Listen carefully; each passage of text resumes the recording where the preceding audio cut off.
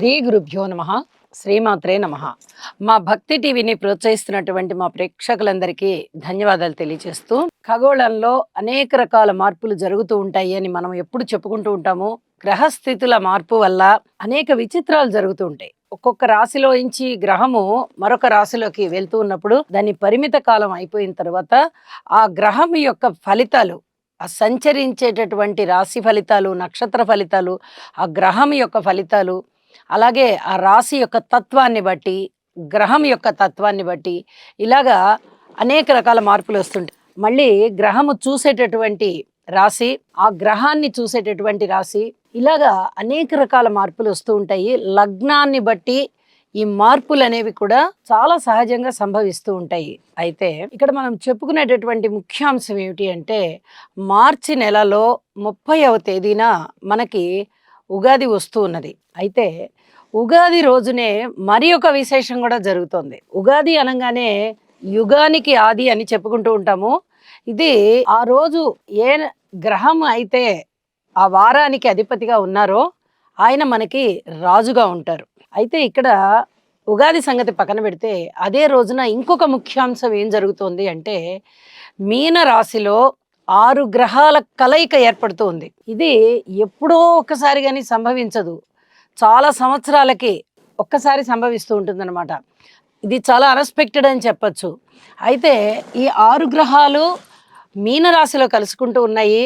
ఇలా మీనరాశిలో కలుసుకోవడం వల్ల జలతత్వం ఉన్నటువంటి రాశి అవుతూ, మీనరాశి గురువుగారి యొక్క ఆధిపత్యం ఉంటూ ఉన్న రాశి కాబట్టి చాలా అద్భుతమైనటువంటి పరిణామాలు, శుభ పరిణామాలు ఉంటూ ఉంటాయి అనేది ఒకటి చెప్పచ్చు. తర్వాత ఈ 6 గ్రహాల యొక్క పరిస్థితి ఎలా ఉంది మనకి అని గనక చూసినట్టయితే, శని గారు అప్పుడప్పుడే కుంభరాశి మారి మీనరాశిలోకి వెళ్ళారు. ఇంకా ఒక్కరోజు కూడా అవలా వెళ్ళి 0 డిగ్రీల 13 నిమిషాలలో ఉన్నారు. పూర్వభాద్ర 4వ పాదంలో ఉన్నారు. 3వ పాదం వరకు మనకి కుంభరాశిలో ఉంటూ ఉండగా 4వ పాదం మీనరాశిలో ఉంటుంది. 4వ పాదంలోకి జస్ట్ ఎంటర్ అయ్యారనమాట. తర్వాత రాహు గారు 2 డిగ్రీల 40 నిమిషాల్లోకి వచ్చారు. ఇంకా అతి కొద్ది కాలంలో మీనరాశి దాటిపోయి కుంభరాశిలోకి వస్తారు వారు. ఈయన కూడా పూర్వభద్ర 4వ పాదంలోనే ఉన్నారు. తర్వాత శుక్రాచార్యుల వారు 3 డిగ్రీల 56 నిమిషాల్లో ఉన్నారు. వీరు ఉత్తరాభాద్ర 1వ పాదంలోకి వచ్చారు. ఇక బుధుడి యొక్క నీచ స్థితి ఉంటుంది మీనరాశిలో.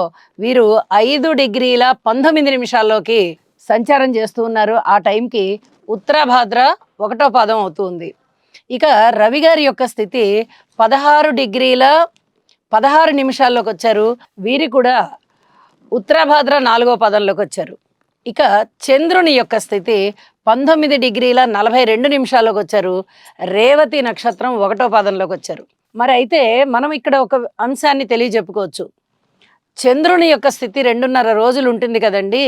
మరి ఈ 6 గ్రహాలు కలిసినప్పుడు ఇక్కడ 19 డిగ్రీల్లోకి వచ్చారు కదా, అంటే ఆ ముందు రోజు కూడా ఇదే రాశిలో సంచరిస్తూ ఉండొచ్చు కదా అని ఒక అనుమానం వస్తుంది. నిజంగా కూడా సంచరిస్తూ ఉంటారు.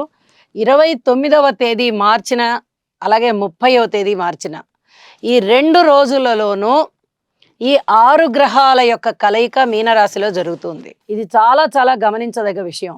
దేశకాలమాన పరిస్థితుల్లో ఉగాది రోజున 6 గ్రహాలు ఒకటే రాశిలో ఉండడం అనేది చాలా మంచిది. ఎందుకంటే షష్టం అంటే 6 గ్రహాలని అర్థం. అయితే చంద్రుడు ఏ రాశిలో ఉన్నారు? మీనరాశిలో ఉన్నారు. మీనరాశిలోనే 6 గ్రహాల కలయిక ఏర్పడుతూ ఉంది. ఇది ఉగాది రోజు ఏర్పడడం అనేది చాలా చాలా మంచిది. అంటే ఉగాది రోజు కూడా కొనసాగుతోందనమాట. 29వ తేదీన ఏర్పడినటువంటి చంద్రునితో సహా 6 గ్రహాలు 30వ తేదీన కూడా అలాగే కొనసాగుతున్నాయి. మరి 30 డిగ్రీలు దాటాలి కదా చంద్రుడు కూడా. కాబట్టి 2 రోజుల కాలము మీనరాశిలో ఉంటూ ఉన్న కారణం చేత 6 గ్రహాల యొక్క స్థితి మీనరాశిలో ఉంటూ ఉంది. ఆ రోజు చంద్రుని యొక్క స్థితి మనకి రవి గారితో కలిసి ఉండడం, అమావాస్య రోజు రవిచంద్రుల కలయిక జరుగుతూ ఉంటుంది. తర్వాత పాడ్యమి విధియ రోజున కూడా అది కంటిన్యూ అవుతుంది. ఆ రోజు మనకి విశ్వావసు నామ సంవత్సరం ప్రారంభమైపోయింది. ఇలా విశ్వావసు నామ సంవత్సరము అదే రాశిలో, మీన రాశిలో ఏర్పడడము, చంద్రుని యొక్క గమనము, ఇంకా అక్కడే ఉండడము, 6 గ్రహాల కలయిక ఉండడము, దేశకాలమాన పరిస్థితులకి, ధరవరలకి, తర్వాత ఈ ఎండలు ఎలా ఉన్నాయి, వానలు ఎలా ఉన్నాయి, దేశంలో ప్రజల యొక్క మానసిక భావనలు ఎలా ఉంటాయి, ఇలాంటి వాటన్నిటికీ సంబంధించి ఇది చాలా బాగా చెప్పుకోవచ్చు మనం. అయితే ఈ షష్టగ్రహ కూటమి అసలు 6 గ్రహాల కలయిక మీన రాశిలో జరుగుతూ ఉన్నందువల్ల ఏ ఏ రాశుల వారికి బాగుంటుంది అనేది మనం ఒక్కసారి ఆలోచించినట్టయితే, మీన రాశిలో 6 గ్రహాలు, వీరు ఏ వర్గానికి చెందిన వారో కూడా ఇప్పుడు మనం ఒకసారి తెలియజెప్పుకుందాం. శని, రాహు, శుక్ర, బుధ, రవి, చంద్ర. ఇక్కడ 6 గ్రహాలు వరుసగా రాసుకున్నాం కదా. శని గారు కానీ, రాహు కానీ, శుక్రుడు కానీ, బుధుడు కానీ, ఈ 4 గ్రహాల కలయిక వచ్చేసి శని వర్గంలోని గ్రహాలు ఇవి.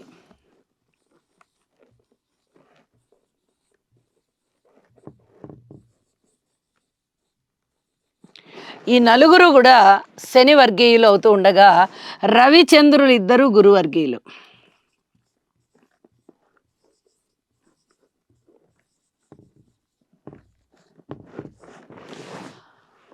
గురువర్గీయులు అవుతూ ఉండగా అంటే ఇరు వర్గాల వారు కూడా మీనరాశిలో కలుసుకుంటున్నారు. ఇది చాలా చెప్పదగినటువంటి సూచన.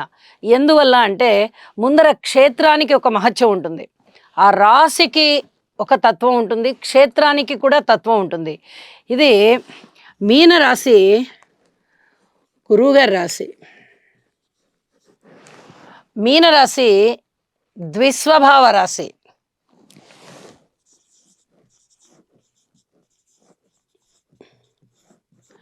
అలాగే మీనరాశి జలతత్వ రాశి. జలతత్వ రాశి అవుతూ ద్విస్వభావ రాశి అవుతూ దాని తర్వాత గురువుగారు అధిపతిగా ఉన్నారు. ఎప్పుడైనా సరే గురువుగారు అధిపతిగా ఉన్నప్పుడు ఆ రాశిలో ఉండేటటువంటి గ్రహాలు చాలా అనుకూలంగా అణకువగా ఉంటాయి, గురుతత్వానికి లోబడి ఉంటాయి. గురువు అంటే గురువే కదా. శత్రువర్గం వారైనప్పటికీ కూడా, అంటే శనిగారు కానీ, రాహు కానీ, శుక్రుడు కానీ, బుధుడు కానీ, ఈ 4 గ్రహాలు కూడా గురువుకి వ్యతిరేకమైన వాళ్ళు అయినప్పటికీ కూడా ఒక గురుస్థానం అనగానే సరే గురువుగారు కదా, మనం ఎక్కువ విజృంభించి మన ఫలితాలని చూపించొద్దు అని చెప్పి తగు మోస్తరులో వాళ్ళ యొక్క విజృంభణ జరుగుతుంది. ఇది జ్యోతిష శాస్త్రంలోనే మనకి చెప్తూ ఉన్నారు. కాబట్టి శని వర్గీయులైనటువంటి శనిగారు కానీ, రాహు కానీ, శుక్రుడు కానీ, బుధుడు కానీ గురువుగారి యొక్క ఆధిపత్యం ఉన్నటువంటి రాశిలో ఉంటూ ఉన్నారు.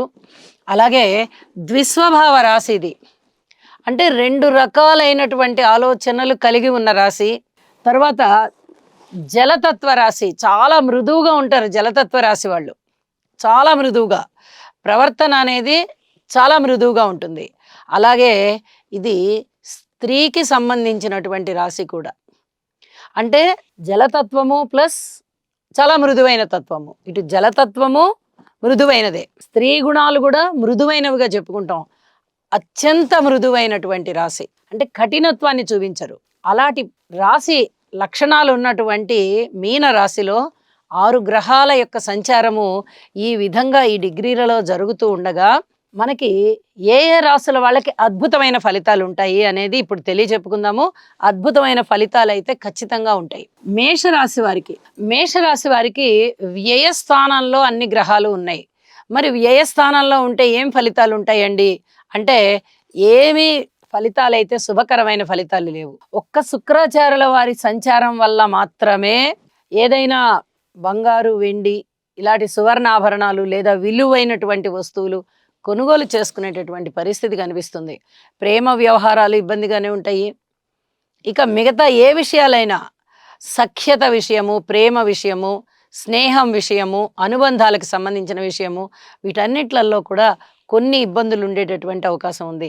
నిజానికి శుక్రాచార్యుల వారు ఉచ్చలో ఉంటారు ఇక్కడ మీనరాశిలో. అయినప్పటికీ కూడా ఇన్ని గ్రహాలతో కలిసి ఉండడం వల్ల వారి యొక్క ప్రతిభ కూడా కాస్త మరుగున పడుతోంది.